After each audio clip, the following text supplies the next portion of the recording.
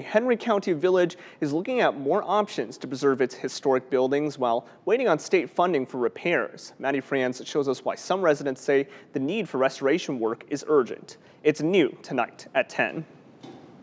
There's so much that needs to be done. Time has left its mark on the Colony Church in Bishop Hill, where Swedish settlers made their home in the 1840s. This was probably the most important building for the colony, the first building that was built, and basically kind of the center of life for the existence of the colony. John Taylor owns a shared art studio. He's concerned about 4 state-owned properties in town. Obviously, you can see that the paint is chipping and a lot of it is gone and a lot of these boards are damaged, but then there's also a lot of issues with the foundation because of water entry. In 2017, the Illinois DNR was given control of historic sites. And after that happened, no budget went with it.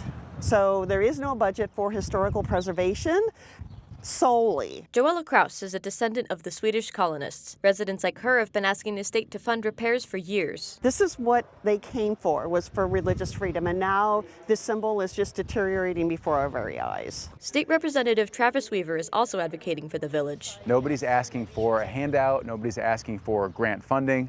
All that we're asking the state to do is to take care of property that they own. The IDNR says Bishop Hill is one of 10 priority projects, but with an estimated cost of $22 million, residents are prepared to pitch in. We're working on a memorandum with the IDNR to determine what they'll allow citizens to do, because there's roofers, there's electricians, there's plumbers, there's painters who want to do work for the IDNR, for these buildings, for free. The best this village can hope for is that it won't be too late for these properties. In Bishop Hill, Maddie Franz, WQAD News 8.